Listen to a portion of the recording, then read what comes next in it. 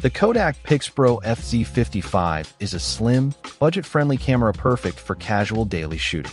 Check the link in the description for the best price.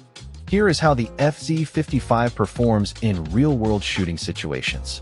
Daytime performance is decent for a camera at this price point.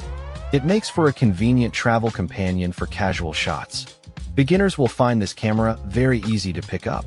Expect poor image quality in low-light environments. It handles daylight well, but struggles significantly in low-light conditions. Breaking down if this camera offers real value for your money. You get a fair feature set for the affordable price. Brand trust is solid but typical for this market. It holds its own well against other budget cameras. The budget appeal is arguably its strongest selling point. The price is justified for those who prioritize budget over features. What are the common risks or complaints for this product? The build is reliable for a camera in this segment. Warranty support is standard and generally sufficient. Buyers often expect more performance than this provides.